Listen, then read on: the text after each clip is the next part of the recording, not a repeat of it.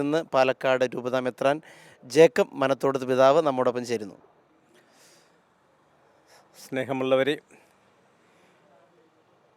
പുത്തൻചിറയുടെ സ്വന്തമെന്നും കേരള സഭയുടെ സ്വന്തമെന്നും ഭാരതസഭയുടെ സ്വന്തമെന്നുമെല്ലാം ഇപ്പോൾ നമ്മൾ വാഴ്ത്തപ്പെട്ട മദർ മറിയം ത്രേസ്യയെ വിശേഷിപ്പിക്കുകയാണ്.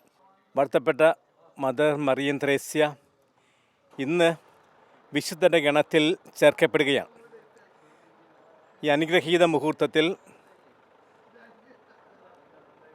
മറിയം ത്രേസ്യാമ്മയെ വിശുദ്ധയായിട്ട് പ്രഖ്യാപിക്കപ്പെടുന്ന ആ ചടങ്ങിൽ സംബന്ധിക്കുവാൻ ഭാഗ്യം ലഭിച്ചതിൽ എനിക്ക് വളരെയേറെ സന്തോഷമുണ്ട്. ദൈവം നൽകിയ ഒരു വലിയ അനുഗ്രഹമായിട്ട് ഞാനിതിനെ കാണുകയാണ്. മറിയം ത്രേസ്യാമ്മയാൽ സ്ഥാപിതമായ ഹോളി ഫാമിലി സന്യാസിനി സമൂഹങ്ങൾ വളരെയേറെ പേര് പാലക്കാട് പ്രവർത്തിക്കുന്നുണ്ട്. കുടുംബങ്ങളുടെ വിശുദ്ധീകരണത്തിന് വേണ്ടി, കുടുംബങ്ങളുടെ നവീകരണത്തിന് വേണ്ടി അവർ ചെയ്തുകൊണ്ടിരിക്കുന്ന ശുശ്രൂഷ ഏറ്റവും മഹത്തരമായ ഒന്നാണ്.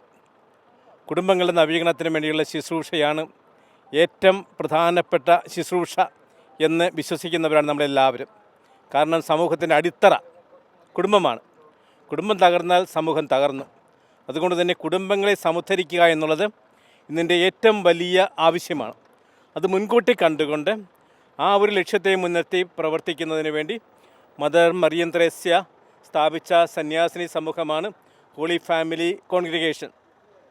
ആ സമൂഹത്തിന് ദൈവം നൽകിയ വലിയ അനുഗ്രഹമായിട്ട്, അംഗീകാരമായിട്ട് ഈ ഒരു ചടങ്ങിനെ ഞാൻ കാണുകയാണ്.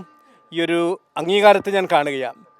ദൈവത്തിൻ്റെ അനുഗ്രഹം വിശുദ്ധയായ മറിയം ത്രേസ്യാമ്മയുടെ മാധ്യസ്ഥം വഴിയായിട്ട് നമുക്കെല്ലാവർക്കും, ഈ സന്യാസിനി സമൂഹത്തിനും, അവർ എവിടെയെല്ലാം സേവനം ചെയ്യുന്നുണ്ടോ അവിടെയെല്ലാമുള്ള ദൈവജനത്തിനും, കേരള സഭയ്ക്കും ഭാരതസഭയ്ക്കും സാർവത്രിക സഭയ്ക്കും സമർത്ഥമായിട്ട് ലഭിക്കട്ടെ എന്ന് ഈ അവസരത്തിൽ ഞാൻ ഹൃദയപൂർവ്വം ആശംസിക്കുകയും പ്രാർത്ഥിക്കുകയും ചെയ്യുകയാണ്.